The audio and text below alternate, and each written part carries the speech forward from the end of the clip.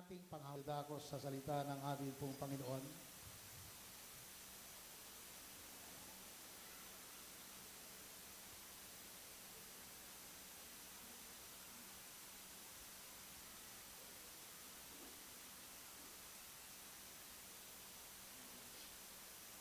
Hallelujah.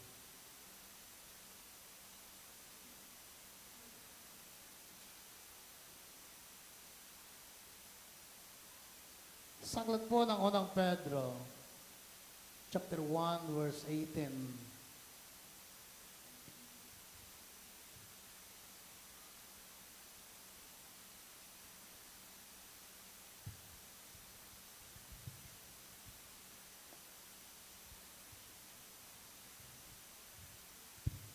Basahin po natin mula sa verse 17.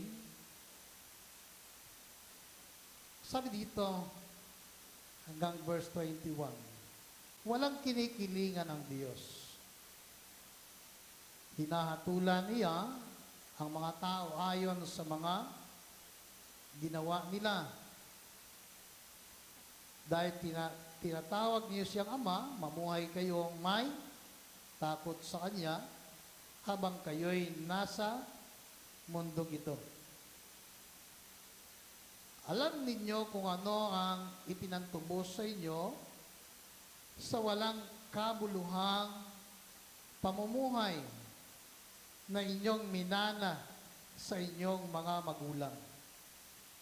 Tinubos kayon hindi sa pamagitan ng mga bagay na nasisira, tulad ng ginto o pila. Verse 19, kundi sa pamamagitan ng mahalagang dugo ni Kristo. Siya'y tulad ng kordirong walang dungis at kapintasan. Itinalaga siya ng Diyos bago pa nilikha ang daigdig. At alang-alang sa inyo ay ipinahayag sa mga huling araw na ito. Dahil kay Kristo, sumasampalataya kayo sa Diyos, na sa Kanya'y muling bumuhay at nagparangal.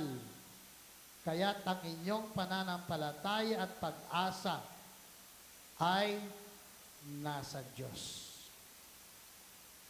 Hallelujah. Ano po? Ulitin ko yung huling sinabi doon, ang inyong pananampalataya at pag-asa ay nasa Diyos. Hallelujah. Glory, glory to God. Ano po? Hallelujah. So, Jesus is the living hope, no?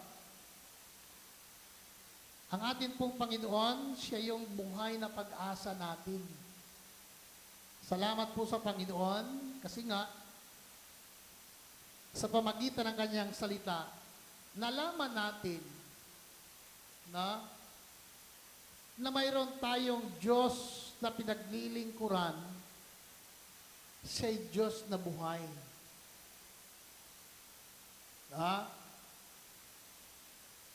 Kaya nga, yung pag-asa natin sa Kanya ay buhay na pag-asa. Diba? Nakakalungkot isipin na marami mga tao na nabubuhay ngayon, pero walang pag-asa sa buhay.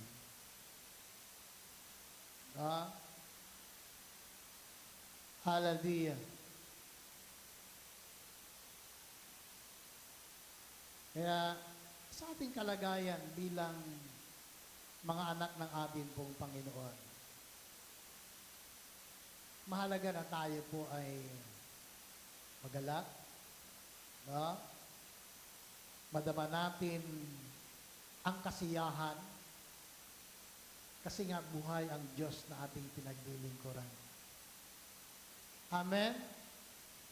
Sa Bible, ang daming mga promises ng ating pong Panginoon. na pwede nating panghawakan. Hallelujah. Na kahit na anuman ang dumating sa buhay natin, hindi tayo mawala ng pag-asa. Alam niyo yun? Kung tayong mawala ng pag-asa. Kasi nga, kung ang kasabihan, habang buhay daw ang tao, may pag-asa. Tama ba? Hallelujah. Habang buhay ang tao, may pag-asa. Lalo na tayo bilang anak ng ating Panginoon. So, yung hindi ang Kristiyano ay may pag-asa dahil may buhay sila eh. Tayo pa kaya? Amen. Hallelujah. Maraming Diyos, salamat po. Pagpalain mo, Panginoon, ang iyong mga salita na amin po pagbubulay-bulayan. Hallelujah. Salamat sa mga katotohanan, Panginoon, na ipinapahayag na iyo po mga salita. Ganyan din po, dakilang Diyos, salamat po. Binubuksan po namin ang aming mga puso at kaisipan upang ang iyong salita, Panginoon, ay maitanim. Ito po ay lumago. Hallelujah sa aming mga buhay. Ang sa gayon, Panginoon, magkaroon kami ng ganap na pag-asa sa inyo. Hallelujah. Na ang aming pagtitiwala ay sa iyo lamang, hindi sa mga tao. Hindi sa mga may kapangyarihan. Hindi sa mga namamahala sa amin. Kundi sa iyo kami magtiwala at umasa. Hallelujah. Sapagkat alam namin, Panginoon, kailanman ang mga taong nagtitiwala sa inyo at lumalapit sa inyo. Sinabi niyo mga salita, kailanman ay hindi mo itatakwil. Kaya nga po, Panginoon, i-bless mo ang iyong mga anak at ang bawat sang narito sa pangalan ng Jesus. Amen and amen. Hallelujah. Ano nga ba, mga minamahal, ang kahalagahan ng kamatayan ng ating Panginoon para sa atin? Diba? Every first Sunday of the month, ay atin pong inaalala ang kamatayan ng ating pong Panginoon. So ano nga bang kahalagahan nito sa ating buhay? Diba? Hallelujah. Glory, glory to God. Yung narinig natin yung salitang atonement. Pagbabayad o pagbayad ng ating mga kasalanan. Hallelujah. So, alam natin, mga minamahal, ang isang katotohanan kung bakit si Kristo ay namatay dahilan sa atin. Amen? Kung mayroon bang dapat sisihin, bakit namatay si Jesus? Tayo yun eh. Tama ba? Ikaw yun. Ikaw at ako ang siyang naging dahilan bakit si Kristo ay kailangang magdusa. Diba? Bakit kailangan na siya'y maghirap? Diba? Bakit kailangan niyang maranasan ang lahat ng sakit?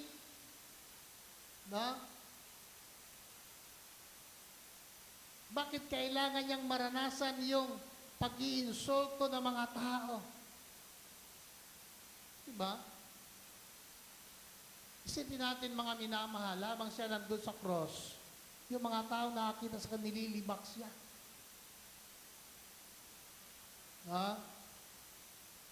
Diba? Diba masakit na pagka narinig mo sa iba na ikaw nililibak ng ibang tao, masakit sa damdamin. Adyan pa kayo. Hallelujah. Kasi kung tayo nga nasasaktan how much more ang ating pong Panginoon? Diba? na kung tutusin, tayo yung guilty, hindi ang Panginoon. Hallelujah. Pero siya, dahil sa, ang nandoon sa cross ng Kalbaryo, ang tingin ng mga tao, guilty, beyond reasonable doubt ang atin pong Panginoon. Diba? Kaya nga sa natulan ng kamatayan eh. Hello? Kasi guilty ang ating Panginoon. Na? Sa kasalanan na hindi niya ginawa. Hallelujah. Guilty sa Jesus sa kasalanan na hindi naman siya ang may sala, kundi tayo. Diba? Kaya nga, sa halip na tayo, ang nakapako sa cross, inako ni Kristo. Alapakan natin ang ating pong Panginoon. Diba? Gaano kabuti si Lord. Hallelujah. Nakita ba natin yon? Isinakripisyo ng ating pong Panginoon ang kanyang kalagayan na pagiging anak ng Diyos. Diba? Sabi nga ng Bible, hinubad niya ang kanyang pagka-Diyos. Hallelujah. Nagkatawang tao, nag-anyong alipin, nag-anyong makasalanan. Hallelujah. Pero yung kasalanan yon, hindi yon kasalanan ni Jesus. Kasalanan nating lahat. Diba? Hindi pwedeng sabihin na, ay ako pastor, wala akong kasalanan ha. Hallelujah. Diba? Lahat tayo nagkasala. Sabi ng Bible, sa Aklat ng Roma, walang matuwid, wala kahit isa. Na? Hallelujah. Kaya, ikaw at ako, ay siyang naging dahilan bakit si Kristo ay nabayubay doon sa cross ng Kalbaryo. Diba? Hallelujah. Mayroon bang dahilan bakit kailangan natin na magbalik loob sa atin pong Panginoon, kilalanin na tayo mismo, aminin natin sa ating sarili na tayo ay makasalanan. Amin po ba?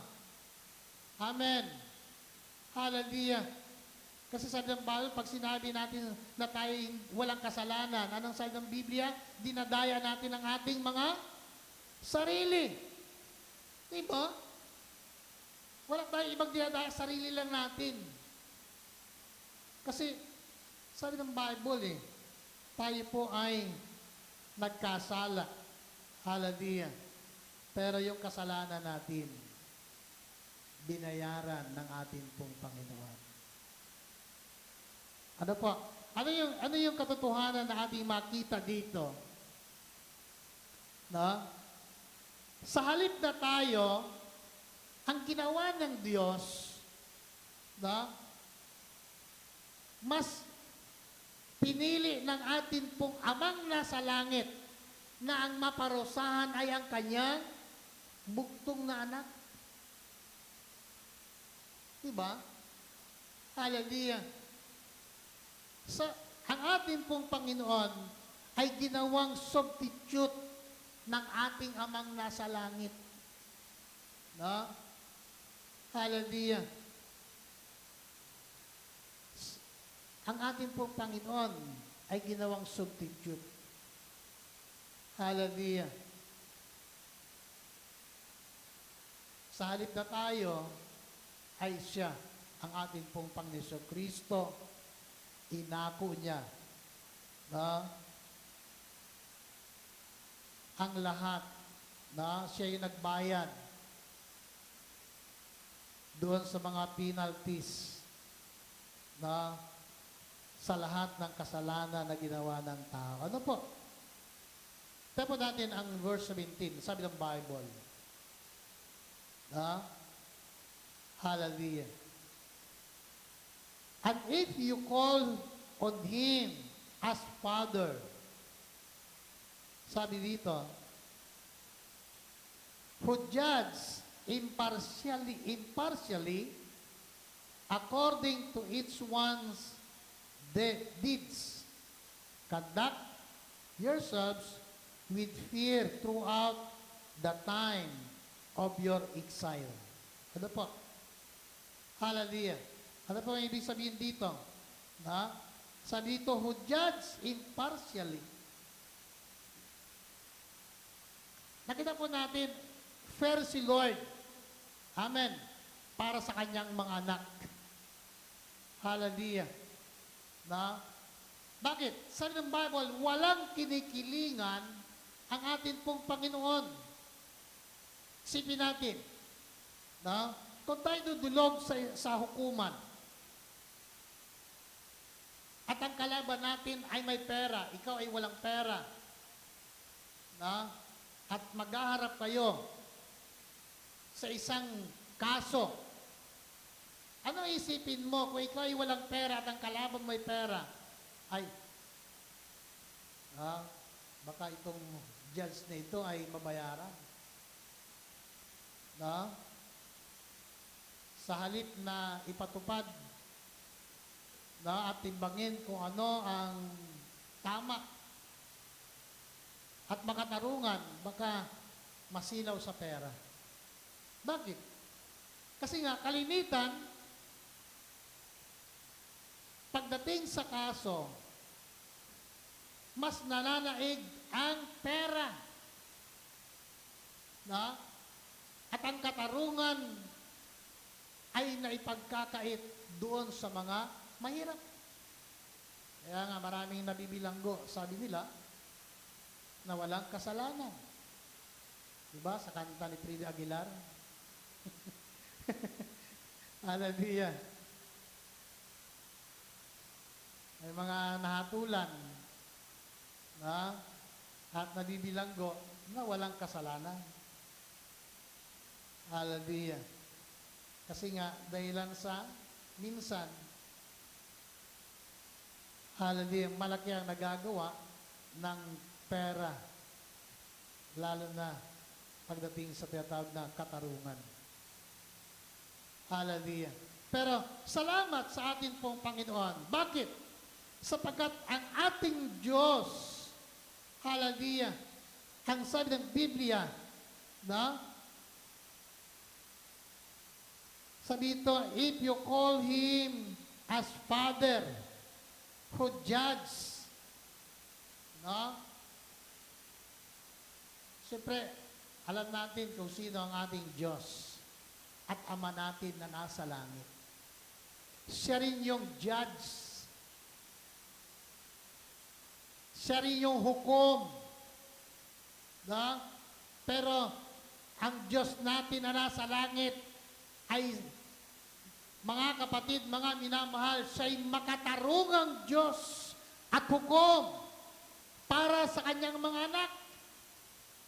Amin po. Hallelujah. Dagang araw, haharap tayo sa ating amang nasa langit. Hallelujah. Pero tanda natin, hallelujah, sabi ng Bible, who judge impartially according to each one's deeds. Kung ano man daw ang ating ginawa, doon tayo hahatulan ng ating pong Panginoon. Kung matuwid at tama ang ating ginawa. Hallelujah. Kapatid, mga minamahal, yan ay mayroong kapalit na gantimpala mula sa ating pong Panginoon. Diba? Kasi nga wala siyang kinikilingan eh. Siya'y makatuwirang hukom. Makatuwirang Diyos. Kung ano ang tama, ayun ang kanyang ipinapatupad. Amen po ba? Hallelujah.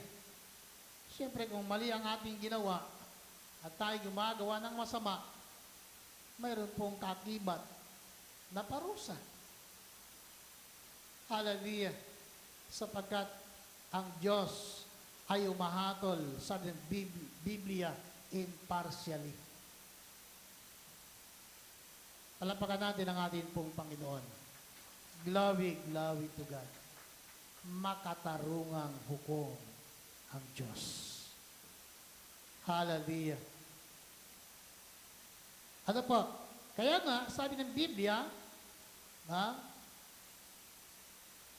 mamuhay kayong may takot sa Kanya.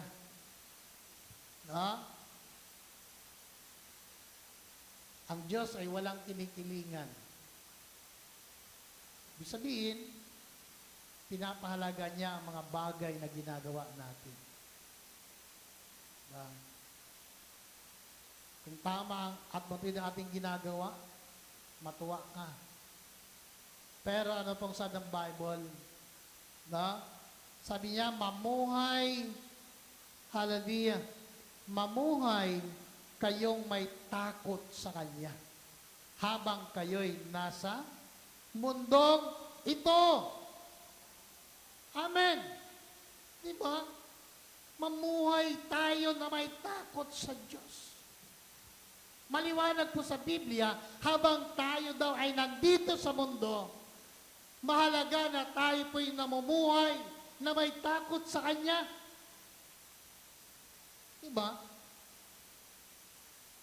So, pagka tayo po'y namumuhay na may takot sa Diyos, lalayo tayo sa kasamaan. Tatalikod tayo sa kasalanan. Amin po ba? Sisikapin natin na tayo ay mamumuhay na kalugod-lugod sa harap ng atin pong Panginoon. Sapagat yun ang sabi ng Biblia, habang tayo nandito sa mundo, mamuhay tayo, may takot sa Kanya. Glory, glory to God. At yun ang ating pong, yun po yung katungkulan natin bilang tao. Sapagat hindi natin hawak ang ating buhay. Amen.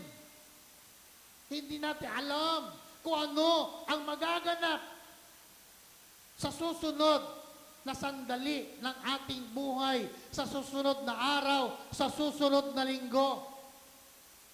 Hallelujah. Sabi nga ni Pastor Sin doon sa kanyang mensahe sa Batay kay Pastor Mayuga, ang tanong niya sa mga tao, sino kaya ang susunod? Hallelujah. Sino kaya ang susunod? Sabi naman ni Pastor Ed Lapis, pag nakikita mo ng iyong mga kababata at medyo may edad sa iyo ay namamatay na, wala nang kasunod nun, ikaw na yun. Kaya maghanda ka. Tama ba? Diba? Ay kung yung tatay natin, namatay na, magulang natin, o nanay, kung mayroon man, o namatay na rin, sino bagang sunod nun? Di tayong mga anak. Diba? Kung ang batayan ay pagkasunod-sunod ng edad, pero ang kamatayan, hindi nga ganun ang batayan eh. Lahat ng senior, unahin.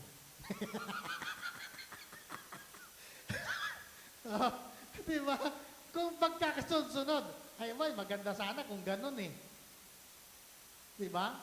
Maganda kung ang programa ni Lord sa tao na pagbawi ng buhay ay kung seniority ang usapan, ay maganda.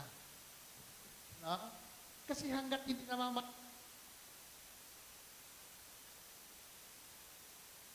Hello? Ay hindi ka pa mamamatay. Bakit? Ay buhay pa yung mas matanda sa iyo eh. Diba? Yan ang magiging batayan natin. ay buhay pa naman sila eh. Hindi sabihin, hindi pa ako. Pero hindi nga ganun ang usapan eh. Nandyan ba kayo? Hindi yun ang programa ni Lord eh. Hallelujah. No? Hindi seniority ang usapan pagdating sa kamatayan.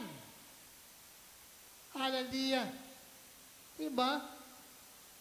Kaya alam ba natin mga minamahal, ang kamatayan ay pinagtagumpayan ni Kristo at pagtatagumpayan din ng mga nananalig kay Kristo. Palakpakan natin ang ating pong Panginoon. Hallelujah.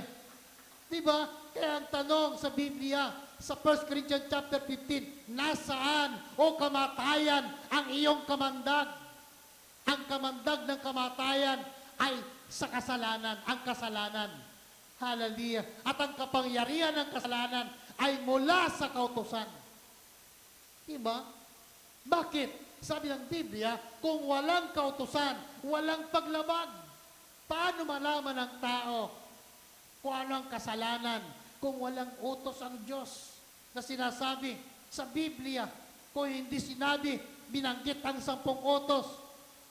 Paano natin malaman kung ang pagpatay ay kasalanan?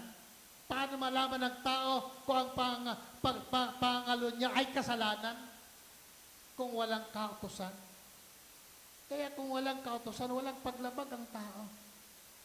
Hallelujah. Pero kapatid, mga minamahal, no? Kaya nga, ang kamandag ng kasalanan ay ang kamatayan. Hallelujah. At ang kamatayan, maliwanag sa Biblia na ito ay pinagtagumpayan ni Kristo. Amen. Meaning to say, mga kapatid, kung si Kristo ay nagtagumpay sa kamatayan, ay pagtatagumpayan din natin ang kamatayan sapagkat ang pangako sa Biblia. Hallelujah. Kapatid, mga minamahal, pagkatapos ng kamatayan ay may buhay. Muling pagkabuhay mula sa mga patay. Diba? Hallelujah. So, purihin po ang ating pong Panginoon. Ha? Kaya nga, sa ating kalagayan bilang mga anak ng ating pong Panginoon, yan po natin mga minamahal. Actually, ang kamatayan ng ating pong Panginoon, ito po ay ipinahayag na sa Bible. Sa Lumang Tipan pa lang, ay binanggit na ni Isaiah 53 verse 8, sabi doon, He was cut off out of the land of the living. Yan po yung prophecy. Na ang ating pong Panginoon ay papatayin. Hallelujah. Glory, glory to God. Sabi ni Daniel sa chapter 9 verse 26, after 62 weeks, shall Messiah be cut off. Hallelujah. But not for himself. Ano po? Hallelujah. Zechariah chapter 13 verse 7, smite the shepherd, and the sheep shall be scattered. Hallelujah. Ang pastol daw ay papatayin, nang sa gayon ang mga tupa ay magsikalat. Kita po natin mga minamahal, nang si Kristo ay hinatulan ng kamatayan, di ba nagkalat ang mga tupa? Nagkahiwa-hiwalay ang mga alagad ng ating pong Panginoon. Kasi nga, papatayin ang dakilang pastol, ang ating pong Panginoon. So, pinatay nila si Kristo, nagkalat ang mga tupa. Yan po yung prophecy sa Bible, sa pamagitan po ni Zacarias. Hallelujah.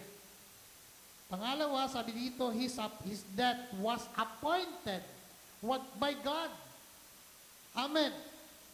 Ang kamatayan ng ating pong Panginoon, ito itinakda ng Diyos. Hallelujah. Diba? Isaiah 53 verse 6, the Lord hath laid on Him the iniquity of us. No? Inilagay ng Diyos, no, sa balikat ng ating pong Panginoon ang lahat ng mga kasalanan ng tao. Kasalanan ng sanlibutan. Hallelujah. Kaya nga, yung pagpasa ni Kristo ng cross ay larawan na yung cross na yon ng kahirapan, na ng kabigatan, kung gaano kabigat ang kasalanang pinapasan o pinasa ni Kristo. Yun yung kasalanan mo at kasalanan ko. Amen po ba? Hallelujah. Kaya nga kung mayroon mang dapat sisihin tayo Kasi nga, ikaw at ako yung guilty. Hallelujah. Diba? Hallelujah. Kaya nga, alam natin mga minamahal, na kung sa ating panahon, nakikita po natin, no? Kung nakikita natin nga yung makasalanan, sabi ng Bible na nagpa-prosper, huwag tayo maingit. Amin po ba? Huwag tayo maingit. Bakit? Lahat na yan pansamantala. Hallelujah. Dati ang panahon, dati ang araw, lahat ng tao haharap sa Diyos. Na, salamat sa atin pong Panginoon. Ano po? Hallelujah. So, ang kamatayan ni Kristo, it is appointed by the Father. It is appointed by God.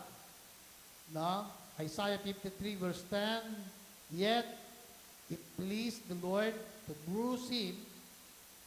He hath put Him to grief when thou shalt make His soul an offering for sin. So, inihandog ng atin pong Panginoon, hallelujah, ang kanyang buhay bilang handog sa kasalanan. Offering for sin. Diba? Diba po natin mga minamahal, kung sa kalooban lang ng atin pong Panginoon, nung time na siya nandito, alam natin, siya nagkatawang tao. Diba?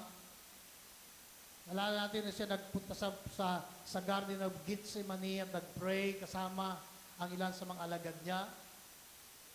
Hallelujah. Diba? Sabi niya, kay Pedro at kay Juan, dumito kayo at ako'y dadako sa lugar na yon at mananalangin. Manalangin kayong kasama ko kahit sang oras lang.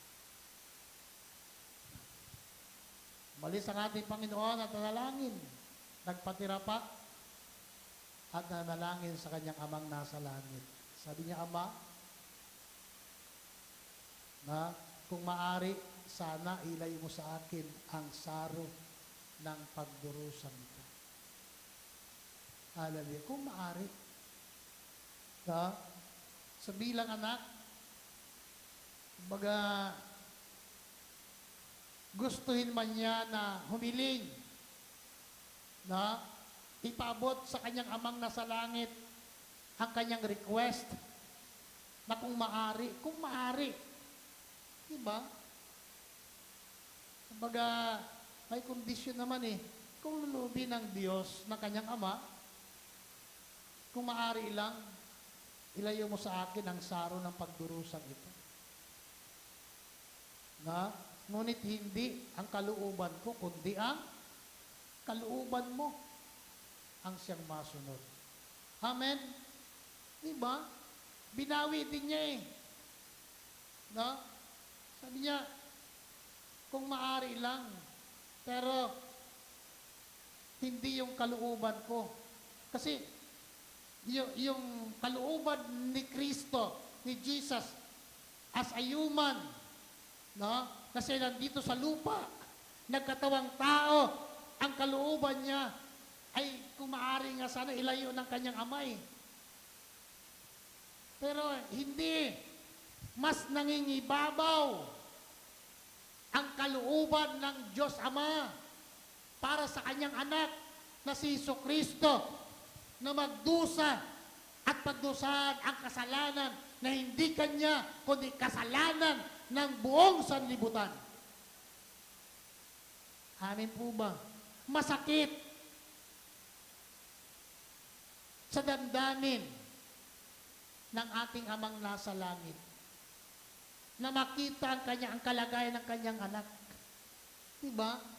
Habang nagpipray si Jesus doon sa Gethsemane, kumbaga, nailalarawan, nakita na ng ating amang nasa langit kung ano ang sasapitin ng kanyang anak. Diba? Hallelujah. Kaya nga, pagkatapos mag-pray ng ating pong Panginoon, bumalik siya sa kanyang mga lagad.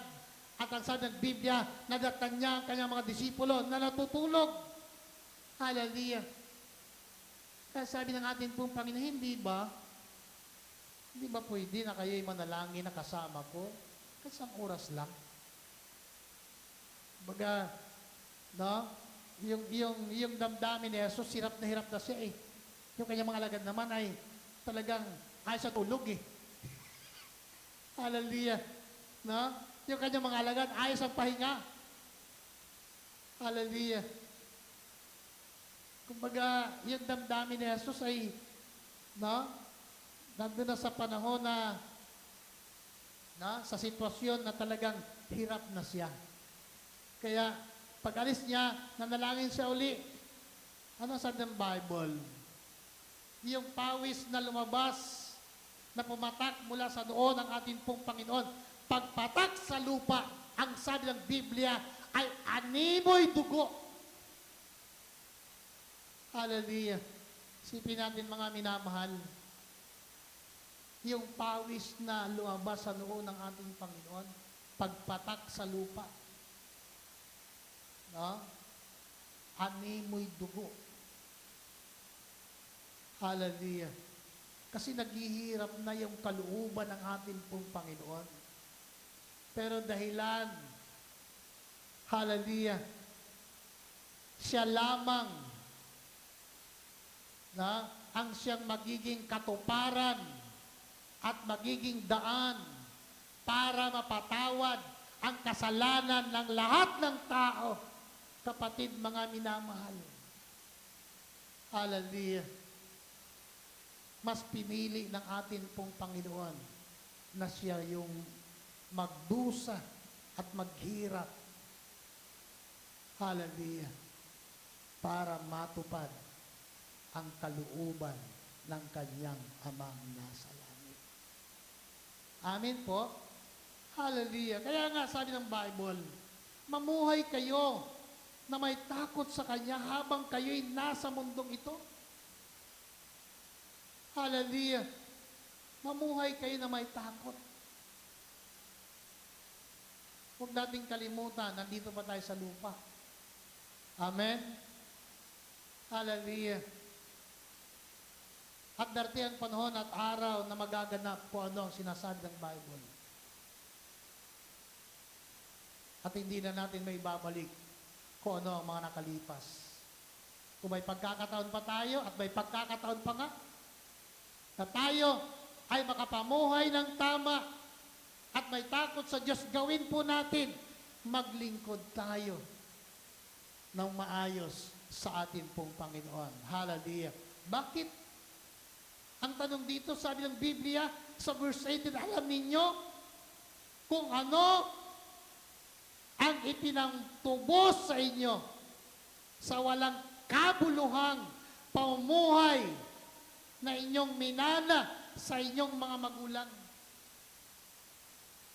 Hallelujah. Alam ba natin yon? Kaya tanong dito, alam ba ninyo? So dapat alam natin At ngayon, alam na natin napapakinggan at maliwanag nating naririnig na yung pamumuhay natin sa mundong ito, hallelujah, sabi ng Bible, walang kabuluhan. No? Kung tayo namumuhay ng hindi tama, hallelujah, namumuhay tayo na ang nasusunod ay yung sarili natin, yan ay walang kabuluhan sa harap ng Diyos. Hallelujah. Ano sabi ng Bible? No? Alam ba ninyo kung ano ang pinatubos sa atin? Hallelujah. Sa mga bagay na ginagawa natin dito sa mundo. No? Alam ng Diyos kung ang mga bagay na ginagawa natin. No? Yan ay mga pansamantalang mga bagay. Kasiyahan, kaligayahan. Yan ang mga pansamantala sa mundong ito. Hallelujah. Yan ay tinubos tayo ng atin pong Panginoon. At ang pinatubos dyan ng atin pong Panginoon, sabi ng Biblia, ay hindi yung mga bagay o sa pamagitan ng mga bagay na nasisira. Hallelujah. Tulad ng ano? Sabi ng Bible, tulad ng ginto, pilak. Hallelujah. Kapatid, mga minamahal, tinubos tayo ng Panginoon sa walang kabuluhan nating pamumuhay. Hallelujah. Hindi sa pamagitan ng ginto at pilak, kundi ano? Sa pamagitan ng kanyang mahal at banal na dugo. Palapakan natin ang ating pong Panginoon.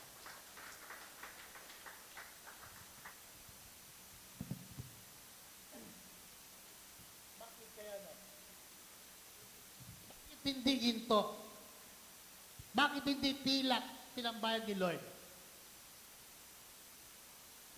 Kasi baka bayaran natin eh. Di ba totoo yun? Ang ginto may halaga eh. Ang pilak may halaga din. Ngayon, pwede sabihin ng tao, Panginoon, bayaran, ibalik ko na lang kaya. Magkano ba yung utang ko sa iyo? Diba? Magkano ba ang halaga ng kasalanan ko? Hallelujah. Kapatid, mga minamahal, ang kasalanan na nagagawa ng tao, kapatid, hindi yan, wala yang katumbas na halaga o pera. Amen. Hallelujah. Ang kaligtasan natin, ang pagpunta natin sa langit, ay walang katumbas na halaga. Hallelujah. Kapatid, mga minamahal, bakit? Sapagkat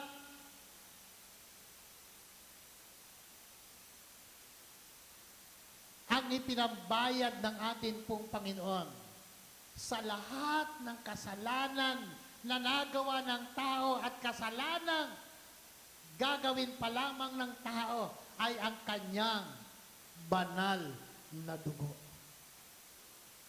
Hallelujah. Kaya nga mga minamahal, kahit anong gawin ng tao, ang katotohanan na ating makikita dito, kung yung dugo ng tao ay pwede ipambayad sa kanyang kasalanan, ay di tama yung paniniwala ng iba, pahirapan mo ang sarili mo. Magsakripisyo ka. Mamanata ka. Diba? Para lang mabayaran mo yung kasalanan mo. Hindi nga eh. Hallelujah. Kasi nga, sapat na yung dugo ng atin pong Panginoon na nabubudong sa krus ng Kalbaryo para sa lahat ng ating mga pagkakamali. Hallelujah. Kaya sa ng Bible, hallelujah, sabi dito, kundi sa pamagitan ng mahalagang dugo ni Kristo, siya'y tulad ng kordirong walang dungis at kapintasan. Kaya, Kumbaga mga minamahal, yung dugo lamang ni Kristo ng atin pong Panginoon ang karapat dapat na pambayad sa kasalanan ng lahat ng tao. Bakit? Sabi ng Bible, si Kristo, ang katulad niya ay isang kordero na walang kapintasan, walang batik. Amin po ba? Perfect na handog ang atin pong Panginoon. Amin po ba? Hallelujah. Diba? Sabi ng Bible, na siya ay tulad ng kordirong walang dungis. Na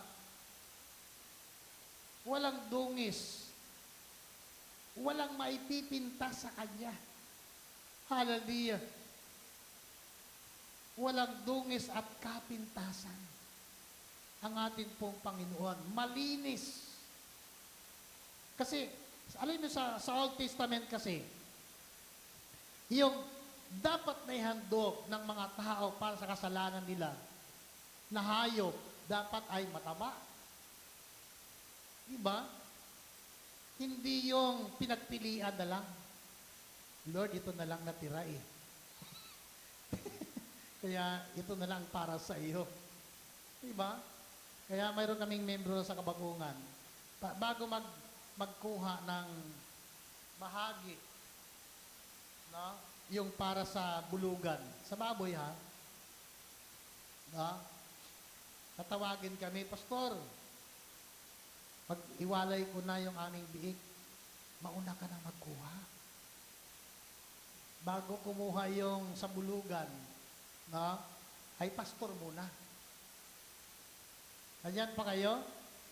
Kasi, ang turo sa kanila ng mga naunang pastor, dapat ang para sa Panginoon ay the best. Tama ba? Pinakamaganda. Hallelujah. Hindi yung bago nakamalay si pastor, nakuha na yung, nabili na yung magaganda, nakuha na yung sa bulugan, pastor, punta ka sa bahay. Pili ka na lang. Kasi, yan na lang natira eh. Napili na yung magaganda. Hallelujah. Nandiyan ba kayo? Huwag niyong gawin yun, ha? Kung kayo man ay mayroong ibibigay sa inyong pastor, pagdating ng araw, huwag yung pinagpilian na ng iba. Unahin niyo si pastor, papiliin niyo. Amen? Tama ba yun? Tama yan. Kung gusto mo na ikaw ay pagpalain ni Lord, unahin mo ang para kay pastor, hindi yung pinagpilian ng iba. Kakoy maganda. Maganda yung turo, no? Itinuro ng kanilang pastor na nauna sa amin. Hallelujah. Kaya, meron kaming membro nung umani ng palay. No? Umani ng sagana, umani ng marami. Tulog pa kami. Ba't kaya kako may nagasipol sa labas?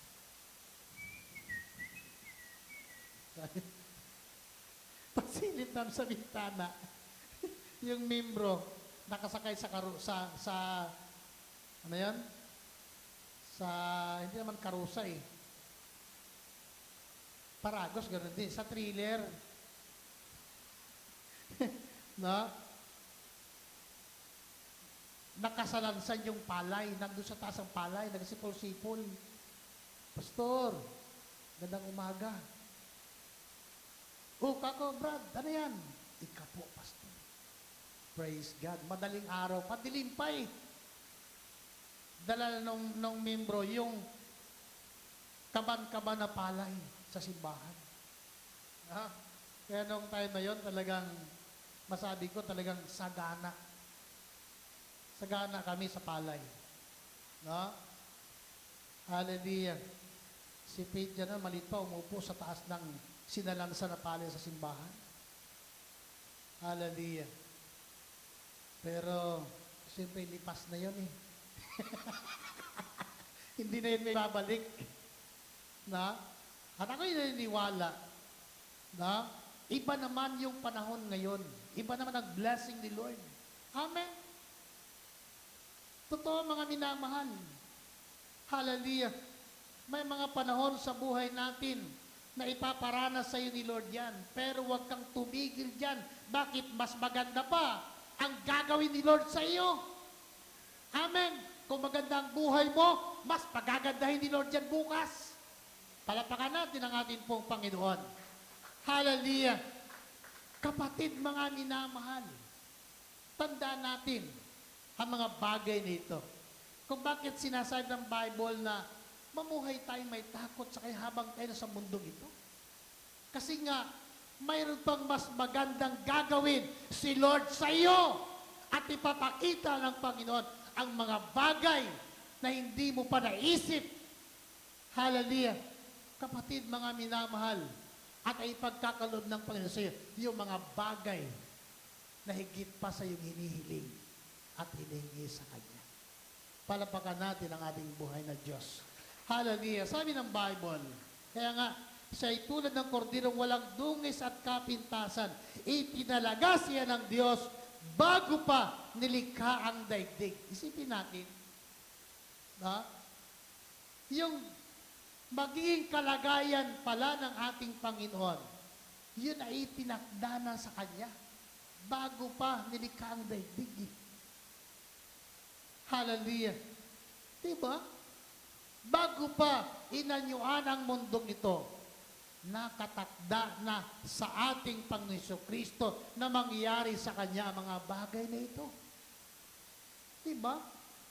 Kasi alam ng Panginoon na ang tao'y mahina, ang tao ay nagkakasala. Kaya nga, may nakalaan ang Diyos, may nakalaan na ang ating Panginoon para ipantubos sa kasalanan mo at kasalanan ko. Palapakan natin ang ating buhay ng ating pong Panginoon. Hallelujah. Di ba? Kaya nga, karapat-dapat na ang ating pagtitiwala at pag-asa ay sa Diyos at kay Kristo lamang. Hallelujah.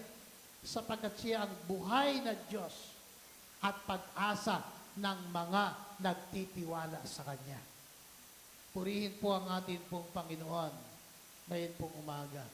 So tayo po ay dadako sa ating pong sunod na gawain, ang communion. Diba? Maliwanag po mga kapatid, bakit tayo ay kailangan mag-communion? Bakit kailangan tayo ay magpartake sa tinapay at sa saro?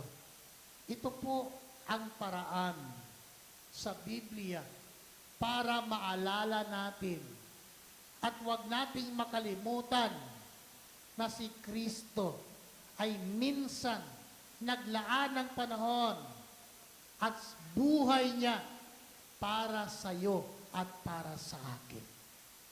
Amen? Glory, glory to God. Purihin po ang ating pong Panginoon. Diyan tawag ko si Mother Jerry Liedo at Sister Ming. Hallelujah. Praise God.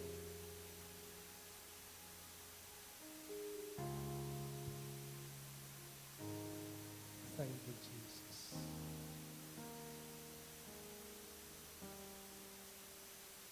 Hallelujah.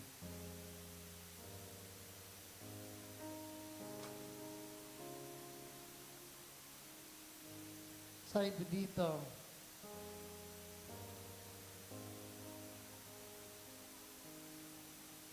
sapagkat ito ang turo na tinanggap ko mula sa Panginoon. Sa verse 23, chapter 11 ng 1 Corinthians, sapagkat ito ang turo na tinanggap ko mula sa Panginoon at ibinibigay ko naman sa inyo. Nung gabing siya'y pagkanulo, ang Panginoong Isus ay dumampot ng tinapay, nagpasalamat, pinagpira-piraso ito at sinabi, ito ang aking katawan na inihandog para sa inyo. Gawin ninyo bilang pag-alaala sa akin. Hallelujah. Sa Bible, ito ang aking katawan na inihandog para sa inyo. Hallelujah. Gawin ninyo bilang pag-alaala sa akin. Matapos maghapunan, dumampot din siya ng kupa at sinabi ang kupang ito ang bagong tipan na pinagdibay ng aking dugo. Tuwing inumin ninyo ito, gawin ninyo bilang pag-alaala sa akin. Sa pangalawang pagkakataon, inuulit ng Biblia, gawin daw natin ito bilang pag-alaala sa Panginoon. Tandaan natin mga kapatid, binayaran ni Jesus ang ating mga kasalanan. Amen? Bayad na tayo. Hallelujah. At pinambayad niya ay ang kanyang banal na dugo. So gawin daw natin ang mga bagay nito bilang pag-alaala sa Kanya. Alam niyo, gusto ni Lord, yung lagi mo siyang maalala. Amen. Lagi natin siyang maalala. Ayaw ng Panginoon na makalimutan mo siya. Hallelujah. So gawin daw natin ito bilang pag-alaala sa Kanya. Hallelujah. Hanggang sa Kanyang muling pagparito. Amen. Purihin po ang atin pong Panginoon. Ang tinapay ay simbolo ng katawan ni Kristo at ang saro ay ang Kanyang banal na dugo na pinagbayad sa lahat ng ating mga kasalanan. Praise the Lord. Ang bawat siyang tumanggap sa Panginoon ay malayang kumuha ng tinapay at magpartake sa saro ngayon pong umaga.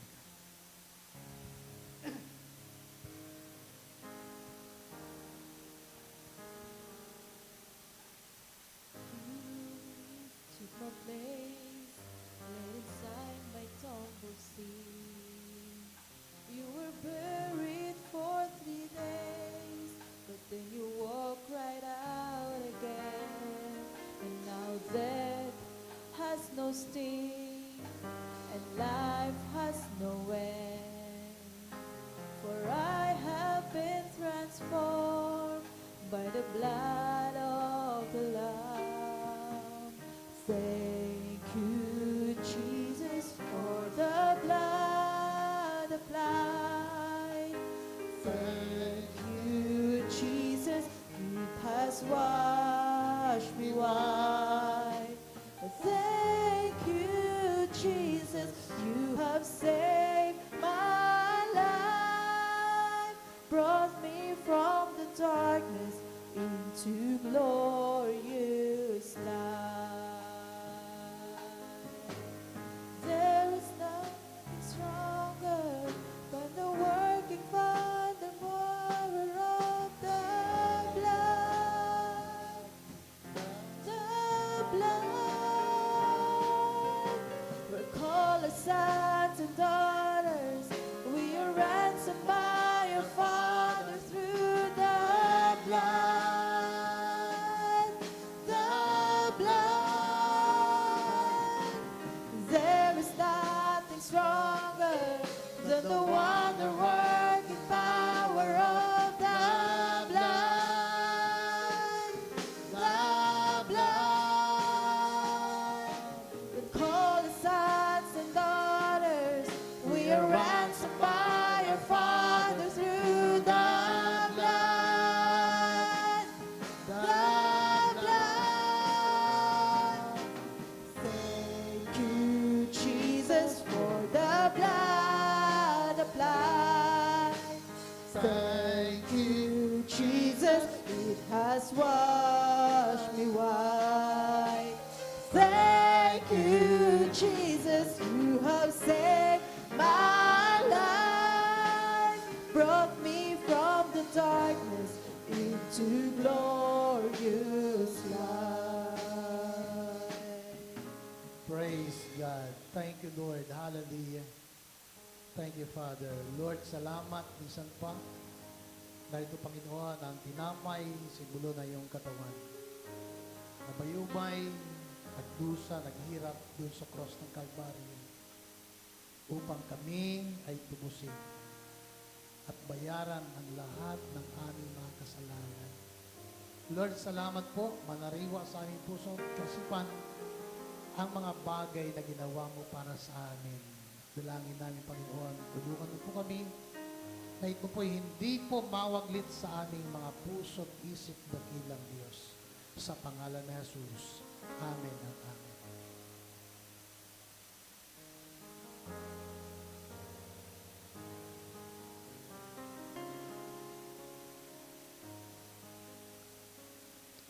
Narito, Panginoon, ang kupa, simbolo na iyong banal na dugo. Totoo, Panginoon, na ipinambayad mo sa aming mga kasalanan. Lord, salamat po sapagkat tunay nga na higit na kami ay iyong pinahalagahan sa ano pa mga bagay dito sa lupa. And Lord, salamat sa pagmamahal. Salamat, Panginoon, sapagkat tunay nga po dakilang Diyos. Pinatunayan mo na ikaw ang Diyos na karapat dapat. Totoo, Panginoon, ikaw ang handog ng aming amang nasa langit na walang dugis at kapintasan. At ang iyong banal na dugo, Panginoon, ay ito po ay patunay upang patunayan mo, Panginoon, ang iyong tipan sa mga tao. Na ang pangako mo ay totoo. Ikaw ang Diyos hindi nagbabago. Salamat po, pagpalaan mong bawas ang tatanggap nito sa pangalan ni Jesus. Amen at amen.